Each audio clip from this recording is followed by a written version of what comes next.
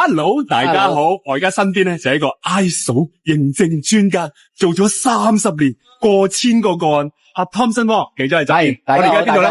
就係呢個觀塘嘅海旁呢度啊！啱啱好嘅時候咧，就同佢兩個麻甩佬啦喺度坐喺度享受下海風之餘嘅時候咧，一齊又講起 ISO。即場嚟個 live，就想同大家講，其實 Thompson 好似咧翻緊嘅商鋪嘅時候咧，有咩認證可以攞，同埋對生意有咩好處啊？由你講啦。好啊，其實 ISO 咧佢有好多證嘅，如果係商鋪咧，佢可以諗下咧9001呢個係服務認證，佢俾服務點樣做得好啦，個流程啦，顧客滿意度啦，投訴方案啦，點樣去 deliver 好嘅 service 啦，呢就係叫9001咯。咁另外又可以參加一個叫10002，呢個係呢個投訴管理認證。譬如話你投訴要唔要俾錢啊？你投訴要唔要中文或者英文啊？你投訴會唔會去啲私隱又暴露咗啊？咁呢啲就叫10002。咁呢兩個 ISO 咧都好適合嗰啲鋪啊，做產品啊，做服務啊，去攞認證，做好你嘅營業碼同埋做好你嘅品牌。好，入去一路講，因為外面唱歌好嘈啊，入去入邊啊，好似咁樣嘅餐廳嘅時候，咁就講緊係服務認證9001啦，或者就10002就係呢個嘅投訴呢個認證啦，同埋有啲咩食物嗰啲嘅質素啊、出品啊，有啲咩認證啊？係啦，嗱，如果講食物咧，你可以考慮一個叫做 HACCP 啦，或者叫做 ISO 20002啦，係啦，咁呢兩個都係食品安全嘅。譬如話你食品唔係好唔好食，好唔好食係應該噶啦，係咪？咁係食品安唔安全？譬如話有啲叫生物危害啊、物理危害啊、化學危害啊、致敏原啊，呢啲通通都考慮晒，做晒風險評估。咁消費者咧，除咗好食之外咧，之後食落肚咧，亦都唔會擔心話食物中毒啊等等嘅嘢嘅。明白。嗱，咁所以咧就睇翻，同埋你喺呢個海旁呢間餐廳入邊嘅時候，所以佢如果真係想攞 ISO， 想有多啲認證，對有咩好處咧？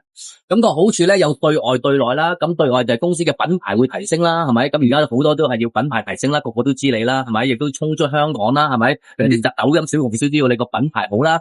咁另外對內嘅咧就係你嗰啲流程啊，譬如你同事會成日流轉啊，或者係請嗰啲 part time 啊，咁你個質量係咪可以保持到同一個水平咧？咁好多嘅程序啊、指引啊、SOP 啊做咗出嚟咧，咁你個品質程度咧就會提升，同埋咧好穩定，呢個非常之緊要嘅，非常之緊要。咁你收費點啊？點收費？同埋個餐廳要使幾錢啊？唔好話餐廳又好，任何商鋪都好嘅時候啦，佢做零售又好、飲食又好、服務業都嘅時候 ，ISO 都會幫到佢噶嘛。係啦，即係總之服務認證啦。咁收費幾錢，同埋要使幾錢啊？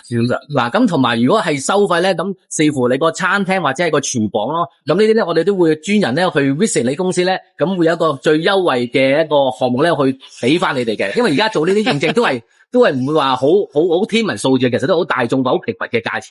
嗱，我點都要 drill 啊你先。咁即係講緊係幾千蚊啦、幾萬蚊啦、幾十萬啦、十幾萬啦，定係幾百蚊啦？係咩數字嘅事？係咩數字嘅事？咁其實係睇你邊個認證咯。咁譬如話你係幾萬蚊，或者係平均。我哋都係講緊一個月幾千蚊嘅數字嘅 figure 就可以做到，咁呢啲我哋係做幾個月就 OK 噶啦。做幾個月咁啊，總之使錢唔係太多啦，係啦，幾萬蚊以內能夠搞到攞到個認證啦，咁變咗人客嘅信心對佢好啲。嗱，餐廳係可以咁做啦，咁零售嗰啲有冇得做啊？零售咁賣衫賣褲賣鞋賣襪啊，做間便利店啊嗰啲有冇得有冇咧？係啦，咁如果零售嗰啲咧，譬如通常都係我哋叫做出口會比較要求高啲嘅，因為你出口你外國啊嘛，你外國大廠商，譬如你 Walmart 啊，譬如你迪士尼啊，呢啲佢會要求你有冇啲國際認證啊嘛，咁呢啲就會比較係作用會大啲嘅，係啦。咁呢啲譬如話你一來係你係 B to C 啦，係咪？即係做零售啦，咁你亦都係可能大量一櫃一櫃咁樣送出口噶嘛，咁呢啲就攞個認證咧就會更加幫到你生意咯。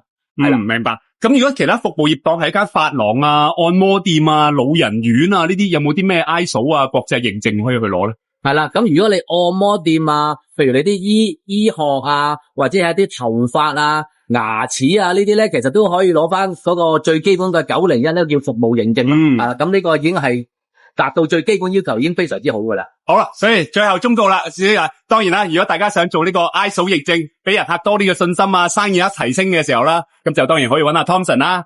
喂，點聯絡你啊？係啦，嗱，我嗰個電話咧就係92232068，係啦，咁公司咧就係21571882，係，多謝晒。哇，你跟兄介紹有冇 discount 噶？梗係有啦，全部8折，唔好開高又8折啊！總之你跟兄介紹就有 discount 啦，會。OK， 好，到最後同大家講最後忠告，關於呢個認證嘅時候，有冇咩最後忠告啊？俾大家做生意嘅朋友。